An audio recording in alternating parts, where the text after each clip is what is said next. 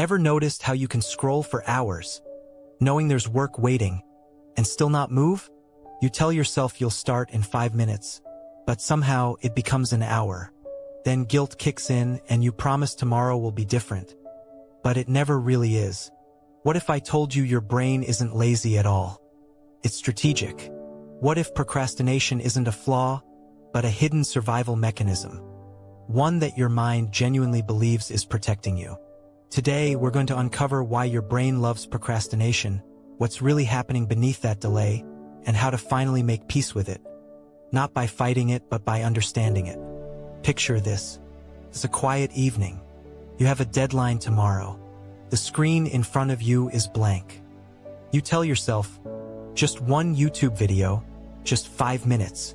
Suddenly, it's midnight, and the only thing you've completed is a playlist of productivity hacks you didn't follow. Sound familiar? You're not alone. Psychologists estimate that around 95% of people admit to procrastinating regularly. But here's the thing. Procrastination isn't about being lazy or undisciplined. It's about emotion management. Let's break this down. You see, the human brain has two major systems constantly negotiating your behavior. One is the limbic system, the emotional, impulsive part of your mind that seeks pleasure and avoids pain. It's ancient, powerful, and wired for survival. The other is the prefrontal cortex, the rational planner, the adult in the room. It's the part that says, let's do what's best for our future. When you procrastinate, it's not that you don't care about your goals. It's that, in that moment, your emotional brain wins the argument. Think of it like this: your prefrontal cortex sets the alarm for 6 a.m. to go for a run. But when the alarm rings, your limbic system hits snooze. It's not defiance. It's protection.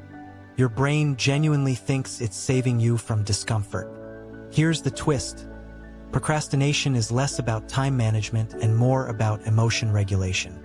When you face a task that feels overwhelming, an essay, a job application, a big decision, your brain registers threat. Not physical danger, but emotional risk. What if I fail? What if I'm not good enough? What if I start and realize I can't finish? To protect you from those uncomfortable emotions, anxiety, fear, self-doubt, your brain redirects you to something safer. A quick dopamine hit. Checking your phone, watching videos, reorganizing your desk. It's not avoiding the task. It's avoiding the feeling that comes with it. And the cruel irony? The more you avoid, the bigger the emotional threat becomes. Let's look at a simple story. Imagine a student named Alex. Alex has an essay due in a week. On day 1, the task feels huge, intimidating. His brain whispers, "You have time." So he scrolls, distracts, and relaxes. But every time he avoids it, his stress grows slightly stronger. By day 5, the anxiety is unbearable. Now the brain shifts strategy, it releases adrenaline. Suddenly, panic becomes motivation. Alex pulls an all-nighter, finishes the essay, and the relief feels incredible. That rush of last-minute productivity reinforces the cycle. The brain learns, see? We waited, we survived, we succeeded. And so procrastination becomes a reward loop. Your brain isn't sabotaging you, it's running a comfort algorithm. It's learned that waiting reduces short-term discomfort, even if it creates long-term pain. But here's where it gets even more interesting. Psychologists call this the temporal discounting effect, our tendency to value immediate pleasure over future rewards. It's why we choose Netflix now over a promotion later. It's why "I'll start Monday" feels logical, even though we said that last Monday. Your brain's reward system is biased toward now. The future feels abstract, distant, almost like it's someone else's problem. In a sense, we're all terrible at being kind to our future selves. Let's pause and reflect. If you've ever looked at a task and felt resistance, that subtle wave of anxiety or boredom, that's your brain interpreting the task as a threat to your mood. And the moment you feel that discomfort, your mind offers you a deal. Let's feel better now. We'll worry about later. Later. That's procrastination in its purest form, an emotional escape hatch. But here's the paradox: the very act of procrastination creates the pain we were trying to avoid. The guilt, the stress, the self-criticism, they all reinforce the emotional discomfort, making it harder to start next time. Your brain is trying to help, but it's helping in the wrong way. So how do we break this loop? The secret isn't discipline. It's understanding. Let's explore 3 powerful insights that shift the way we see procrastination forever. Insight 1: motivation follows action, not the other way around. Most of us wait to feel ready before starting. We believe motivation comes first and action follows. But neuroscience tells a different story. When you take even a small step, opening the document, writing one sentence, setting a timer, your brain releases dopamine. That dopamine creates momentum, which fuels motivation. It's called the action bias. Your mind rewards movement. Think of it like pushing a heavy car. The hardest part is the first push. Once it's rolling, it's easier to keep going. So instead of waiting to feel motivated, focus on micro actions. Write for 5 minutes. Do 1 push-up. Read 1 paragraph. The moment you start, your emotional state begins to shift. Insight 2: make discomfort familiar. Your brain avoids what it doesn't understand. If every time you face a challenge, you run from discomfort, your brain labels it as danger. But if you face it regularly, gently, consistently, your brain learns, this isn't dangerous. It's just effort. One of the most powerful techniques is the 10-minute rule. Tell yourself you'll work on the task for just 10 minutes. After 10 minutes, you can stop if you want. Most people don't stop because starting dissolves fear. The brain realizes the monster wasn't real. Discomfort isn't your enemy. It's your training ground.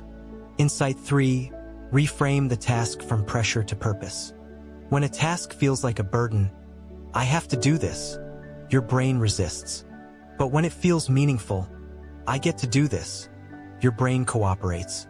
This small shift activates a different emotional circuit, one linked to curiosity and growth, not avoidance. Instead of saying, I need to finish this report, try, I want to see how clearly I can explain this idea. Instead of, I have to exercise, say, I want to feel what 15 minutes of movement does for my mind. Your brain loves curiosity more than obligation. Now, let's uncover the paradox, the hidden twist behind procrastination. Here it is: procrastination isn't the opposite of productivity. It's a distorted form of self-care.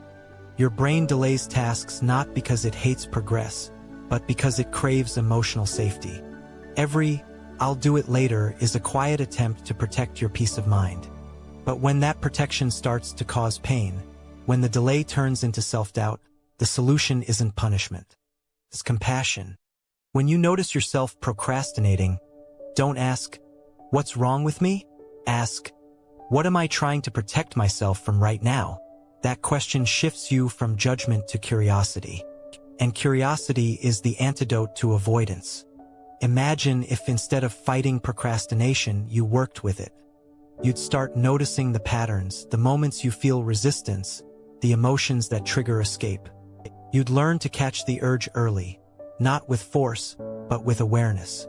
That's emotional intelligence in motion. Because productivity isn't about forcing yourself to do things you hate. It's about creating an emotional environment where doing the right thing feels natural. Let's end with 3 practical reflections. Small, calm ways to retrain your mind. 1. Every time you catch yourself delaying, label it gently. This is my brain trying to protect me. That awareness weakens the emotional charge. 2. Start before you're ready. Action first, motivation second. Tiny wins compound faster than perfect plans. 3. Treat your future self as someone you deeply care about, because every choice you make today writes their story. The truth is, procrastination doesn't make you broken. It makes you human. Your brain is ancient, emotional, beautifully flawed, doing its best to keep you safe in a modern world it barely understands. So next time you catch yourself delaying, don't fight it. Pause. Breathe. Ask what your brain is really trying to protect you from. And then, take one small step anyway. because that's how you teach your mind that growth is safe. If you found this eye-opening, subscribe for more calm, insightful tales of the mind. In the next video, we'll explore why we self-sabotage and how the brain confuses success for danger. Until then, take a breath. You're doing better than you think.